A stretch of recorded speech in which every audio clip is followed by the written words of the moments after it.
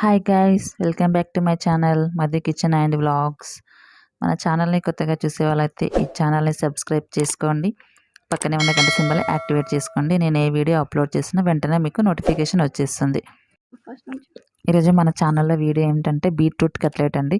మామూలుగా బీట్రూట్ మనం డైరెక్ట్గా పెడితే పిల్లలు తినరు కదా, ఇలా చేసి పెడితే ఎంతో ఇష్టంగా తింటారండి. వేడి ఇలా చేసి పెడితే చాలా బాగుంటుంది. పిల్లలు కానీ పెద్దలు కానీ ఎంతో ఇష్టంగా తింటారు.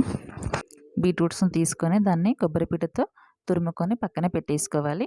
ఇప్పుడు 2 మిడిల్ సైజు పొటాటోస్ని తీసుకొని కూడా అవి బాయిల్ చేసుకొని వాటిని కూడా స్మాష్ చేసి పక్కన పెట్టేసుకోండి. ఇప్పుడు స్టవ్ వెలిగించుకొని స్టవ్ పైన కడాయి పెట్టుకొని కడాయి హీట్ ఎక్కిన తర్వాత 2 టేబుల్ స్పూన్స్ ఆయిల్ యాడ్ చేసుకోండి.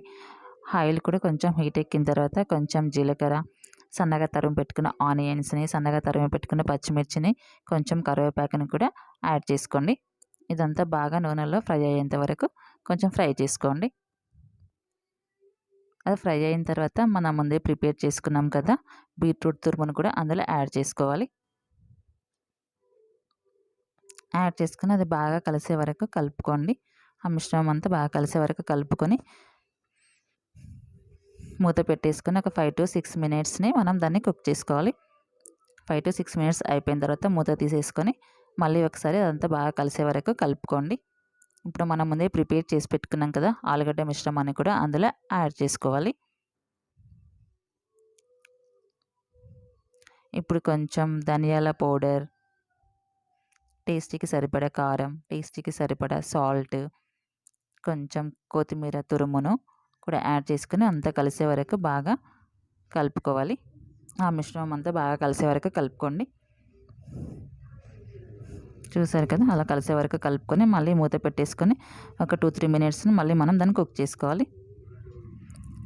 చూసారు కదా, మనకి ఇప్పుడు అది కుక్ అయిపోయింది. ఇప్పుడు దాన్ని మనం పక్కన స్టవ్ ఆఫ్ చేసుకొని పక్కన పెట్టేసుకోవాలి. ఇప్పుడు 2 టేబుల్ స్పూన్స్ కార్న్ఫ్లోర్ని తీసుకొని ఆ కార్న్ఫ్లోర్ని కొంచెం వాటర్ యాడ్ చేసుకుంటే కలుపుకోండి. మరీ చిక్కగా కాకుండా మరీ గట్టిగా కాకుండా మామూలుగా కలిపేకోండి.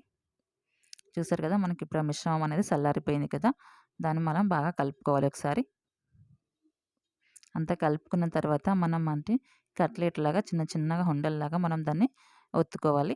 కొంచెం మిశ్రమాన్ని తీసుకొని చూసారు కదా, అలా కట్లెట్ లాగా మనం ప్రిపేర్ చేసుకోవాలి ఆ మిశ్రమాన్ని. ఇప్పుడు మనం కార్న్ఫ్లోర్ మిశ్రమం ఉంది కదా అందులో డిప్ చేసుకోవాలి దాన్ని.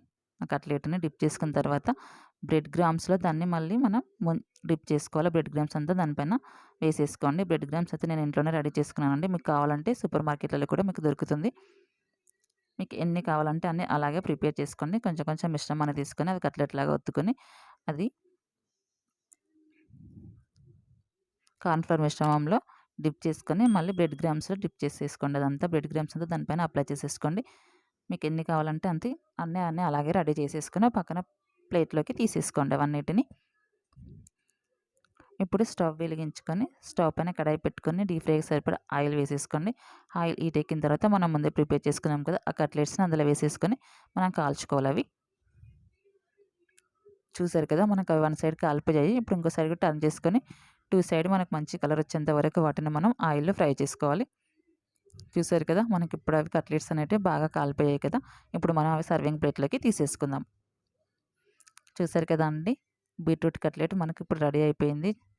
చూడండి ఒకసారి ఎంత బాగా వచ్చాయో బీట్రూట్ కట్లెట్. ఇలా చేసి పెడితే అయితే పిల్లలు చాలా అంటే చాలా ఇష్టంగా తింటారండి.